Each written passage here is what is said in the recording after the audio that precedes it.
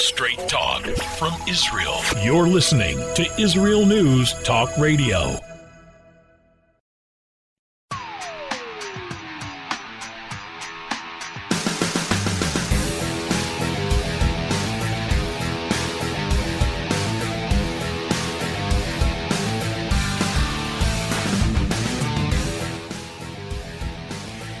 Wake up, terrorists. Israel has become a regional superpower despite your efforts and maybe even because of your efforts. As they say, the enemy of my enemy is my friend. And the Arab world and the Islamic world are constantly, unfortunately, fighting with each other all the time. And so there are a lot of enemies out there. And with Iran, you know, Iran used to be the Persian Empire. They want to have that Persian Empire again, or Islamic Empire today. And they have made a lot of enemies. They are mainly Shiite Muslims, and they're going against a lot of the Sunni Muslim countries and other Gulf countries there. And these Gulf countries are afraid. They're fearful. They may have money, they may have oil, but these are also things that would attract enemies to want to take them over so they can get some of the booty. And they're seeing that Israel could be their ticket for protection and safety. And of course, the United States and their a green light that they're giving of support as well. And so we are seeing interesting things happening in the Middle East. Now, there are always negatives to compromising, but there are also positives, and that's why people do it. And so we're going to be focusing on this show today, the positives especially, and the openings of peace relations with Israel and the UAE, diplomatically, financially, and strategically. You know, Abu Dhabi in the UAE is only around a 3-hour plane ride away. That's closer than from California to Chicago, from Los Angeles to Chicago. In any case, Israelis today now are flying to Abu Dhabi for talks and cooperation and mutual business opportunities, and other countries are now opening their embassies in Jerusalem, Israel's capital city. And we're going to talk about the Abrahamic Accords. That is something really big. So stay with us. We have a lot to talk about, a lot to learn on today's show. We'll be right back. Always challenging the status quo. Hello, I'm Rod Bryant on Beyond the Matrix here at IsraelNewsTalkRadio.com. I want to encourage you to listen each week, every Wednesday at the same time, for an amazing show that will challenge you, inform you, and inspire. News, views, and wisdom for the nations here on IsraelNewsTalkRadio.com. Don't forget, Beyond the Matrix every week, Wednesday, here on IsraelNewsTalkRadio.com.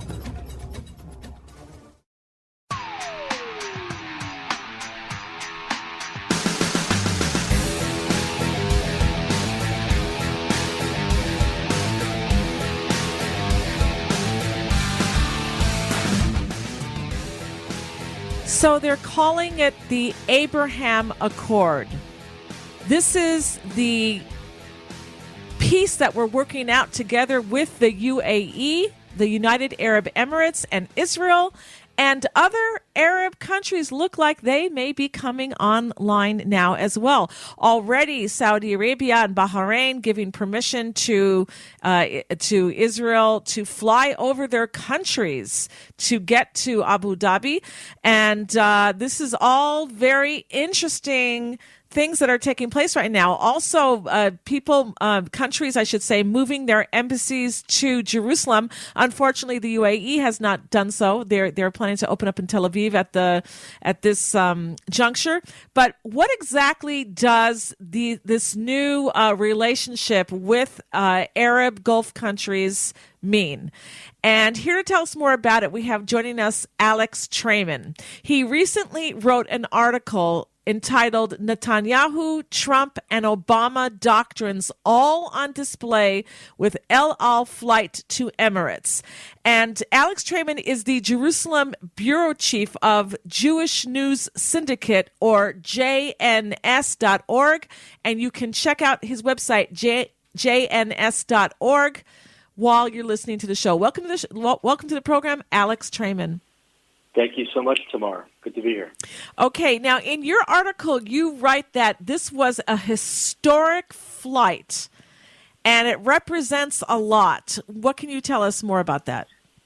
Well, I think the first thing is that this really represents the end of the boycott movement on Israel. When you have the sworn enemies of the Jewish people, the Sunni Muslims, who not that the Emirates themselves declared war, but many of the other Sunni Muslim countries in the region declaring war repeatedly on Israel since its founding in 1948, to have a Gulf Sunni country now cancel their boycott law on Israel and decide to normalize relations really should set an example, not only for other Sunni Muslim nations, which it will, but also for the West, because many have been promoting boycotts against Israel and Israeli products for years.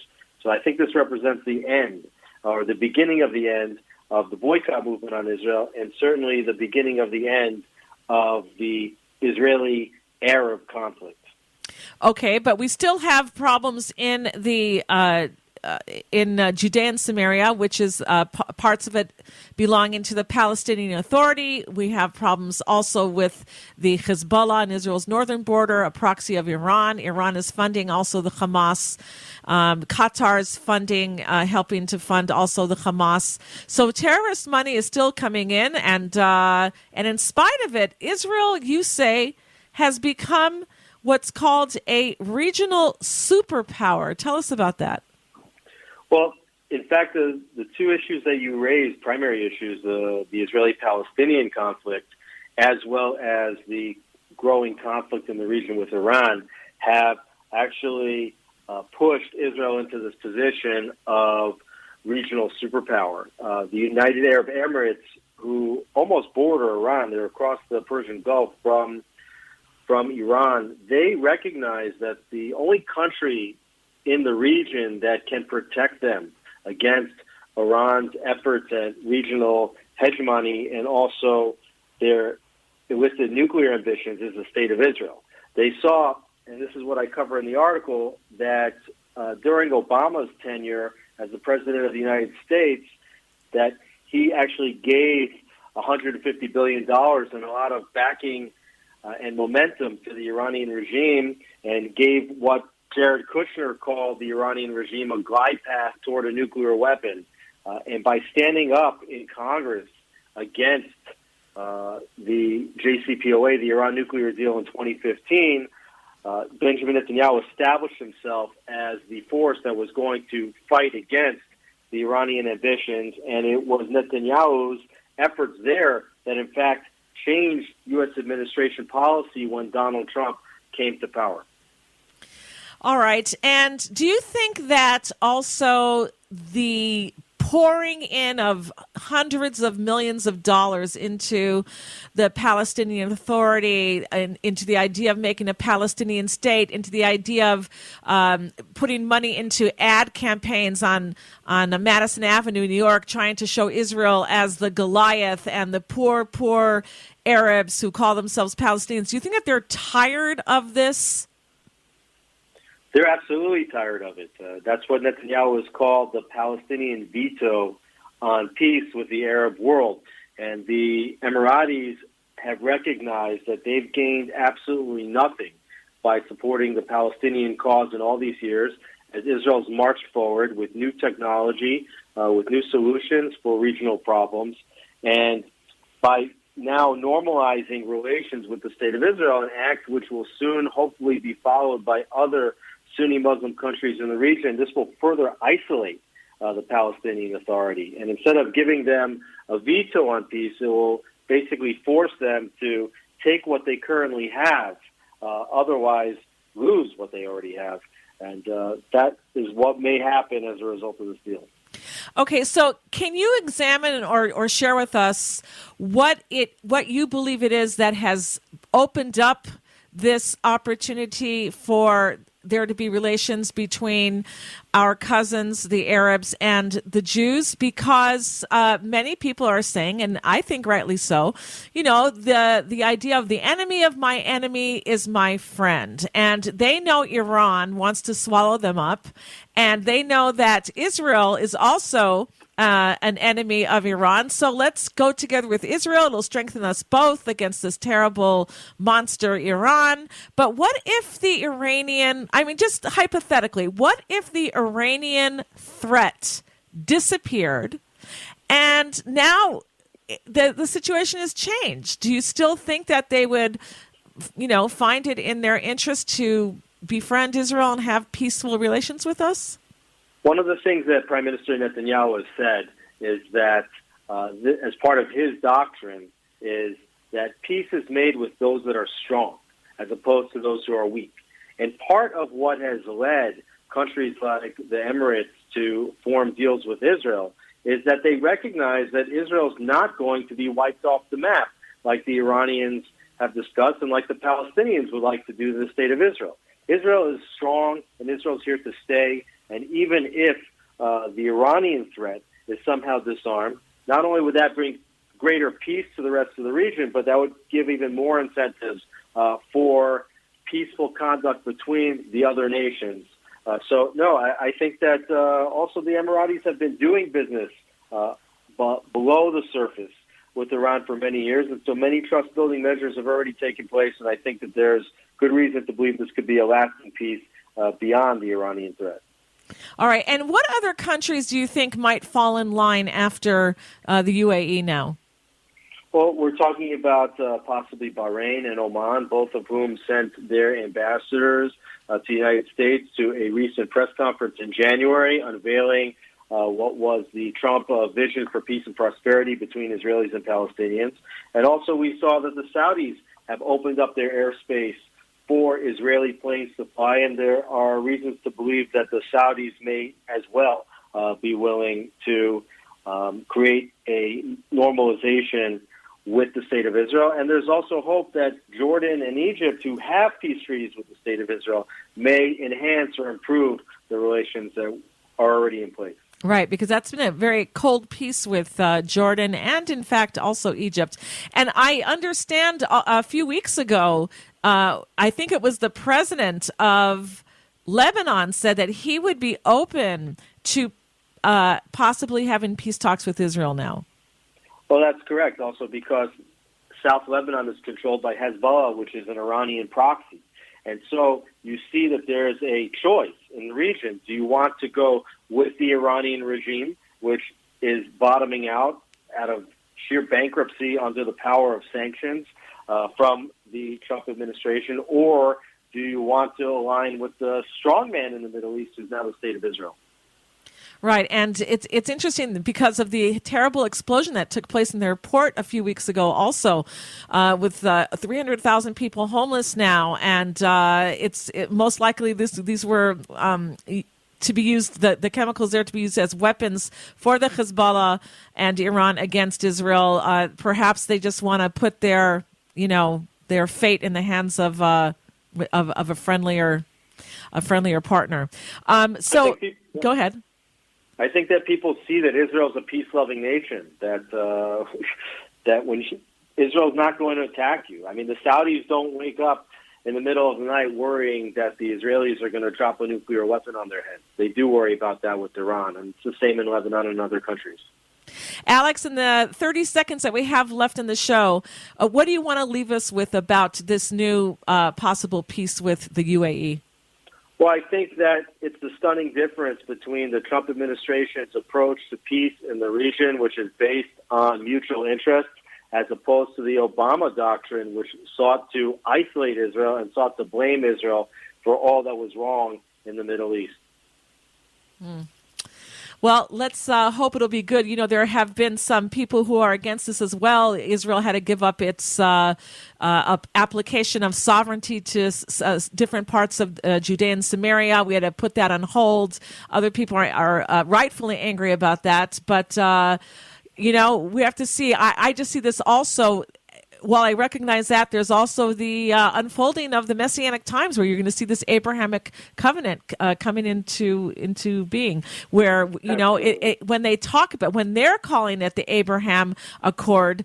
To me, it says we're recognizing you as a son of Abraham, and that you are indigenous to this region, and you are not occupiers like we have been saying throughout the last several decades.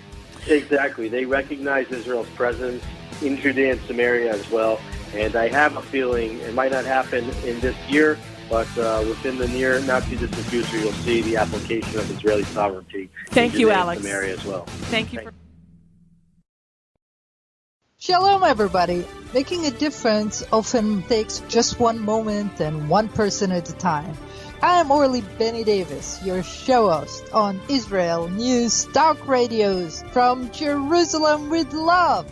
You'll be hearing people talking about politics, religion, social issues, and making a better tomorrow. Join me, Orly Benny Davis, for God and Country.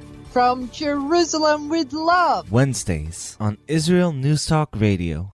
Psalm 23, the Lord is my shepherd, I shall not want. Did you know this psalm and many others were composed by a Jewish shepherd and musician who later became a king? Would you like to know some of the inner meanings of psalms to help you connect with God and strengthen your soul? An exciting and easy-to-read book is now available which will help you do just that. Software for the Soul, Psalms for Everyone, available on Kindle, Audible, and Amazon.com. Software for the Soul. Modesty at the beach? It isn't just about body image. It's about feeling good. Modest swimsuits, so we don't get burned by the sun. So we won't get ogled by strangers. So we'll feel free to express ourselves without the need to expose ourselves. Let Marcy Modest help you to cover up what you want, how you want. Made in Israel. Visit marcymodest.com. That's MARSEA modest.com. And get a 10% discount on your first purchase.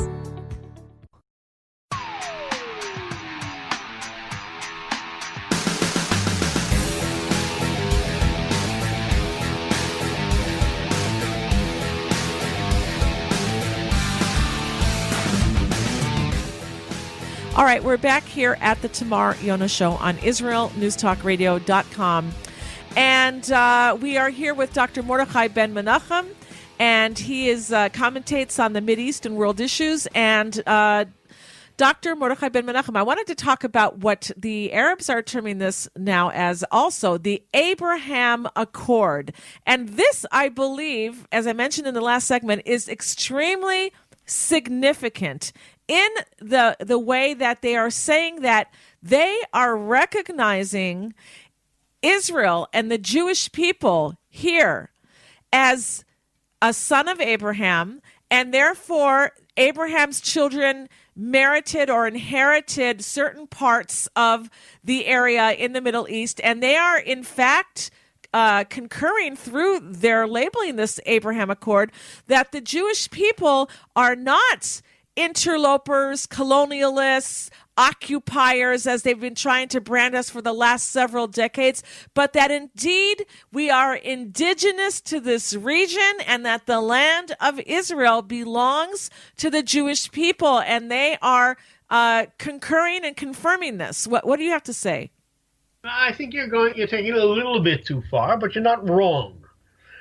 First of all, you need to know factually that the concept of what they call the Abrahamic, I forget what they call it precisely, the Abrahamic Accord. something or other Accord. that they're building, which consists of a synagogue, a mosque, and a church, all built in one area with various cultural connections between them, and et cetera, predates by at least a year, if not two, the accord with them. So the accord actually came out of that, and not the Abrahamic concept coming out of the accord. So that's the first thing that you need to be aware of. The second thing is that I wouldn't go so far as to say anything about. I haven't seen them say anything so far about the land of Israel in terms of belonging to us or not. I don't think I've seen anything that they said specifically about that. But they are talking about the common ancestry, and you are absolutely correct that is very significant. Unfortunately, so far, only the Emirates have said that. We're still waiting for Bahrain and Oman to perhaps join them in that concept, if not in a warming of relations. Remember, we have relations with Bahrain and with Oman for decades, but they're all under the table. And the question is, can it be brought to the fore as this is? That's a separate question. And, very interestingly here in the English language, Al-Arabiya, how do you pronounce it? Al-Arabiya. Al-Arabiya. Al-Arabiya, right? Al-Arabiya. They're headlining here, the UAE Israel Abraham Accord is the mother of all deals. And that was written by Walid Ferris. So it's very interesting. And we're going to I'm for sure we're going to be taking more of a focus and look into how this is developing. But in the meantime, there are other news stories that I wanted to talk about with you. And one of them is what's happening with Turkey and their encroachment on the Middle East as well. They are, I understand, moving into northern Lebanon now. What can you tell us about that? Well, we need perspective on this. In 1974, Turkey conquered a third of the sovereign territory of the country called Cyprus.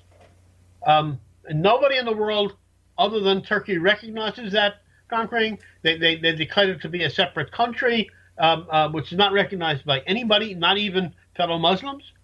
And 1/3 of the land of Cyprus remains under occupation and colonization by Turkey, both of which are blatantly against the concepts, the basic concepts of international law as they stand today. But of course, the unmen, as they don't like to be called, talk about us being the occupiers and don't dare to talk about Turkey because they're cowards, because they're unmen. And of course, the EU stink like they always do, but they don't talk about it either. But you're right; it began with Turkey. The Turkey began with Cyprus in 1974. They now have major portions of Syria that they've conquered, major portions of Iraq that they've conquered. They are now in the process of conquering portions of Libya, and lately they have begun incursions. Significant incursions into the northern parts of Lebanon. Turkey very much is in a state of drastic territorial expansion. Very interesting. It seems like everybody wants their empire back. The Persians, the Ottoman Turks, and now we're seeing these things come to a head. All right, let's go to a caller. Hi there, caller. What is your first name and where are you calling from? Shoshana from Ashkelon. Hi. Hi, Shoshana. Hi, my question to Dr. Menachem Begin is this: why was sovereignty such an important issue in these talks between the terms that we came to with the AEU? Of all the things that they talked about, they made a big deal about sovereignty. Why was that? Why did that get taken off the table? Why did we have to take that off the table? Okay, she means Israel and the UAE. Go ahead. What's your answer to her? Let me make a few comments there. It's a very good question. First of all, it's not taken off the table. Everyone insists, except for the UAE, in other words, both the Trump administration and the Netanyahu administration insist it is not off the table, it is delayed. So there's a big difference between saying no longer exists and between saying that it is that the dates have changed. So first of all, there is a factual issue here. Secondly, and here I can only express an opinion. But secondly, I would say that the UAE needed this very badly for their own propaganda purposes, their own public relations. They needed to show that they had not abandoned, pardon me, double quotation marks, the so-called Palestinian cause. They needed to show that they had something to show for what they were doing. It's all show. I wouldn't be concerned about it at all. I don't think it's off the table for a very long time. And unless we get several more Arab states coming on board, I think it'll be happening probably second quarter next year. Amen. Thank you. Thank you for your call, Shoshana. All right. And so is Turkey going to be a threat to Israel since they're moving closer to our borders as well? Turkey is a serious threat to Israel and has been now for several years. So your question is misphrased. It is not going to be. It is and has been for quite some time. Most people are not aware that Turkey has, while not well developed and not well advanced, has a nuclear program that they have announced publicly for nuclear arms, not civilian nuclear program. The Iranians lie. The Turks don't even bother to lie about it. They have a nuclear program. They're working on it. They're working on it clandestinely, but they are working on it. Turkey is building up its navy in order to confront us, and Turkey is definitely actively engaged in how should I say this politely, bothering us in the area of the gas wells in the Mediterranean Sea. All right, and so what is Israel doing about it? Well, there's not a lot that you can do. I mean, you have to show that you're strong. We can't let them get any great gains. One of the things that we're doing about it is we are very gradually but constantly building up a relationship with Greece, Cyprus, and Egypt, interesting enough. And lately, even France and Italy have sort of joined that effort and have come out definitely against what the Turks are doing. Of course, France and Italy are not reliable and can't be relied upon. And Egypt, Cyprus, and Greece are all relatively weak militarily, so there's not a lot that we can do with them. But one of the things that we are doing is we're building up this relationship, not only diplomatically. There have been joint maneuvers with Cyprus and with Greece, and rumor has it, even with Egypt. Joint military maneuvers, even with some parts of the Egyptian army, and that's rather shocking. But that's only a rumor, and I can't confirm that. With Greece and Cyprus, there have been definite joint maneuvers. We're showing muscle, but unfortunately, so far, almost all of the muscle is ours because Greece and Cyprus are very weak countries. And of course, again, the EU they've become inconvenient to the EU despite being members of the so-called union. The real union couldn't care less about them. All right. And so with all of this threat that's going on, we see Israel has become a regional power in the area here. All of these Arab countries now are exploring, if not already making advances towards having some type of new diplomatic relations with Israel and more. And some of them now we're seeing not only has the United States moved its embassy to Jerusalem, but now it looks like Kosovo as well, or is going to be moving their embassy here. So we're going to talk about that when we get back from the break. And don't go anywhere. And if you want to call in to the show, our numbers are on the top of our homepage at israelnewstalkradio.com. We'll be right back.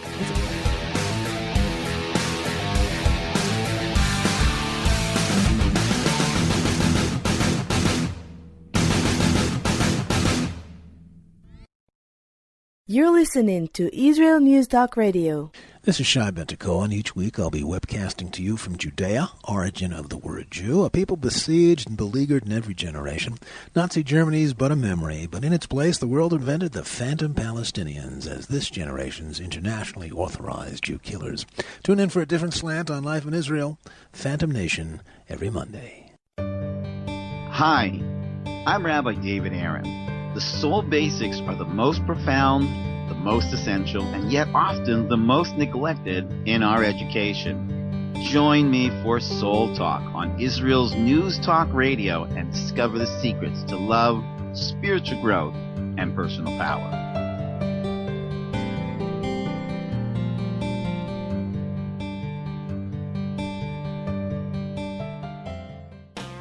How did a nice Jewish girl from Delaware end up living in Israel? Shalom, I'm Natalie Sapinski. Join me on my show, Returning Home. Meet different people who have moved to Israel. Hear their personal stories, their highs, their lows, and everything in between. Each week, we talk to experts on immigration and the process of moving to Israel. Listen to Returning Home every Thursday, only on Israel News Talk Radio.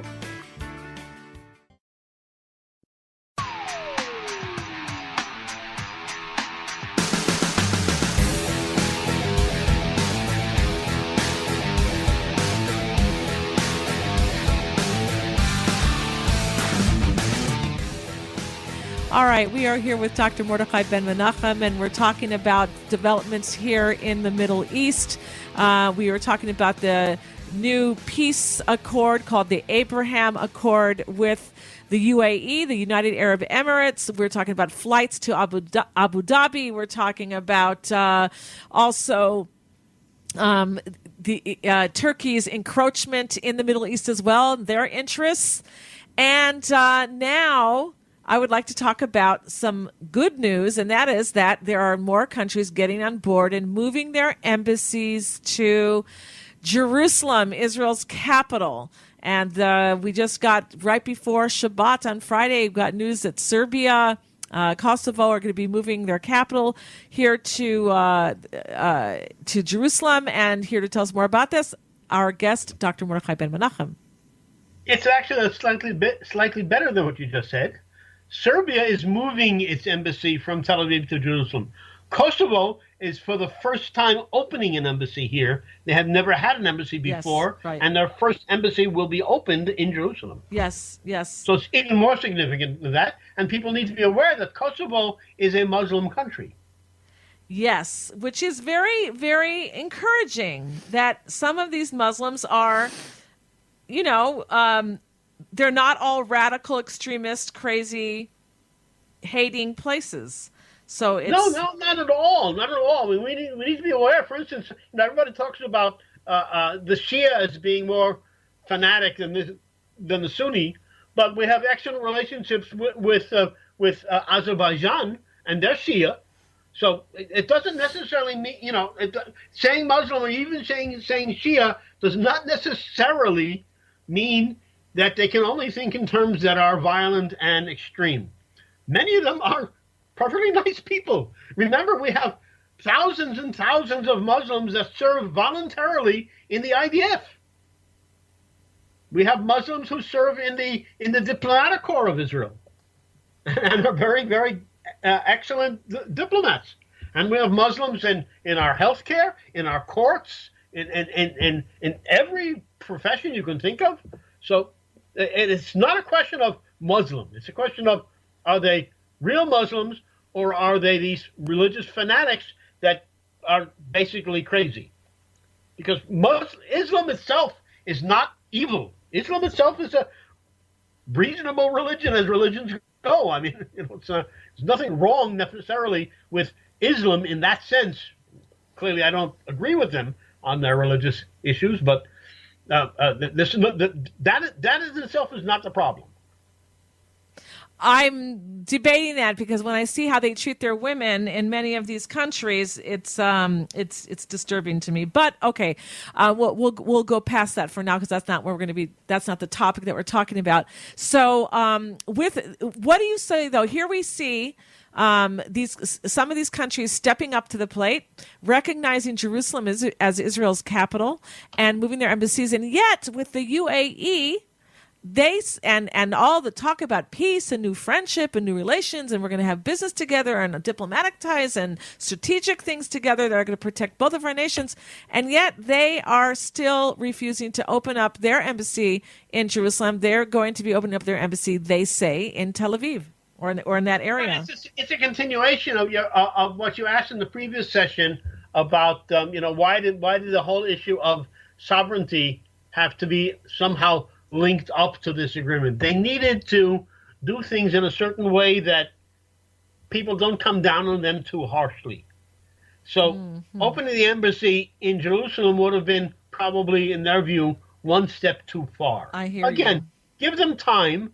I'm certain that eventually it'll happen, but they'll be afraid to be the first ones to do that. I hear you. And I could even believe you with that, because it might be just too much, too big of a bite to chew. Because it was such a shock, I believe, to the Palestinian Authority that this was happening, because it seems to have come out of nowhere, although people who have been working on this say it's been at least 5 years in the making, trying to get the UAE and Israel together. So it's very interesting. So in the few minutes that we have left, we have about 7 minutes left to the show. What do you want to concentrate on? What do you want to leave us with?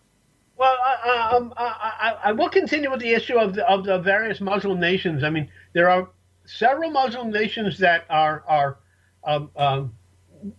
pardon if I use words that don't sound quite polite, but are normal, civilized, reasonable countries that you can talk to, you can visit, that you can do business with, that you can trust their word, that are normal countries. And this would be like Morocco and Bahrain and Oman, not just the UAE. Sudan used to be horrible, and it's now gradually becoming a much more reasonable place. And there are more and more countries that are doing that.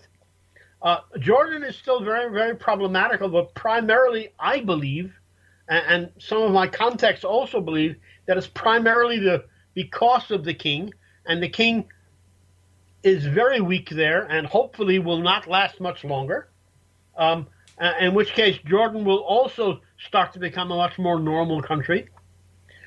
So we are seeing very positive motion in the Arab Muslim world. We're seeing a little bit less in the non-Arab Muslim world. In other words, countries like Indonesia are still very much afraid to have actual relations with us above the table. There are, again, under the table relations with Indonesia. Malaysia is kind of a horrible place.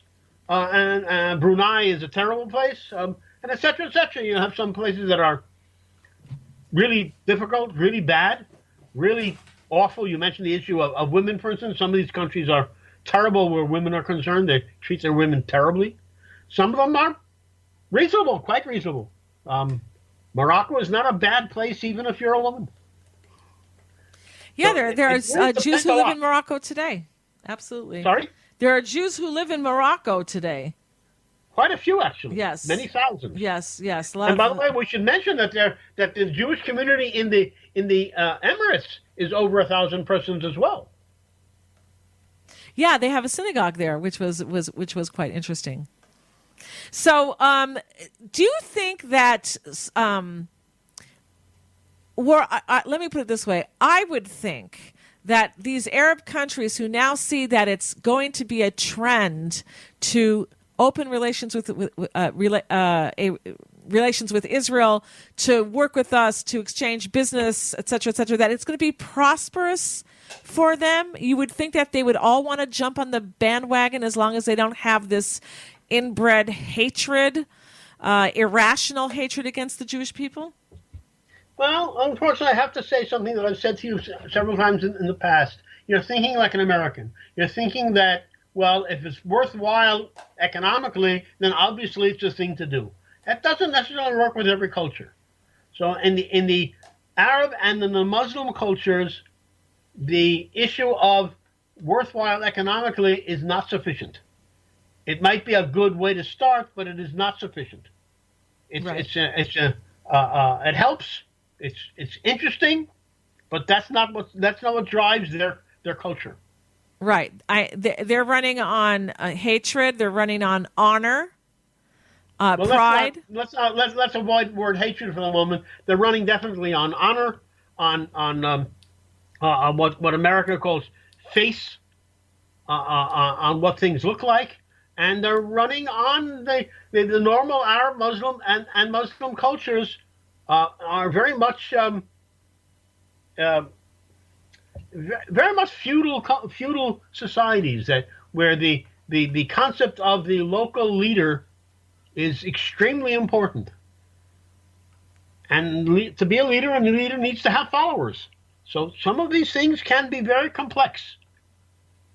One of the things that we've seen, if everyone remembers, for instance, when Mr. Trump decided to move the embassy to Jerusalem, everybody was shouting, "Oh, the Arab street will boil over, and there'll be terrible fights, and there's this and that." And of course, exactly nothing happened anywhere in the world.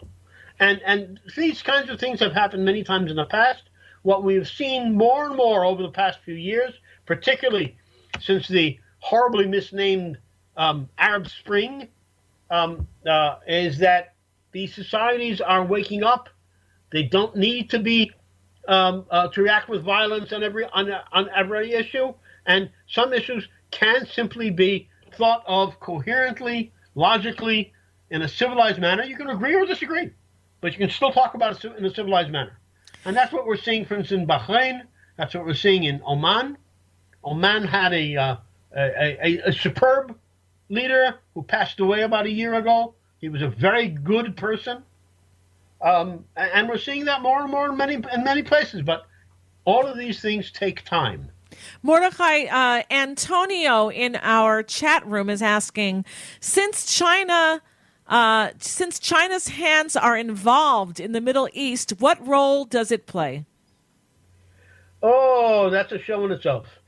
China is trying to move into the Middle East in a very, very strong manner, wants to totally replace the United States throughout the Middle East, and wants to have control of all of the trade routes throughout the Middle East. And they are working very, very hard and spending tremendous sums of money. I'm talking about hundreds of billions of dollars throughout the Middle East and sub-Saharan Africa to gain control of a lot of different venues and a lot of different trade routes. Very, very strategic. And so where would they be standing on the diplomatic? Well, in one word, we have 5 seconds. Go. And there's no way to answer that in 5 seconds. They're close. We'll save it for Iran, another show. And they're trying to be close with us, and it doesn't work. Thank you, everybody, for being with us. Thank you, Dr. Mordechai Ben-Menachem. Israel News Talk Radio's chat room. Just click the orange button at the top of the IsraelNewsTalkRadio.home page, log in as yourself or an anonymous guest, and join in on the fun. You'll meet other listeners from all over the world who listen to Israel News Talk Radio, and you can make new friends. Israel News Talk Radio's chat room. It's the closest you can get to being in the studio with us. We love listening to Israel News Talk Radio. Where can you get the inside news on Israel? At Israel News Talk Radio, we're dedicated to sharing Israel's inside story with the world by providing our listeners with news on Israeli politics, current affairs, and Israeli Jewish culture. The Israel News Talk Radio homepage also provides you, the listener, with useful information at your fingertips, with scrolling news headlines, weather, currency exchange, Shabbat candlelighting times, and so much more. Our radio programming is always accessible and on demand. We operate absolutely free of charge for everyone, everywhere. If you love what we do, partner with us now by becoming an Israel News Talk Radio supporter. With your support, you'll be inscribed on our Israel News Talk Radio Wall of Fame. There's nothing like us in the world. Be part of something great. Israel News Talk Radio. Straight talk from Israel. If you love Israel News Talk Radio, then you'll love our Facebook page. We keep you up to date on what's happening in Israel, plus little surprise treasures that we don't share on the radio. Go now to follow us on Facebook. Just look for the Israel News Talk Radio Facebook page, and don't forget to subscribe and follow us by clicking on the like button. We post great stuff there that you'll want to share. Israel News Talk Radio on Facebook and Israel News Radio on Twitter. News, opinion, and more. You're listening to Israel News Talk Radio.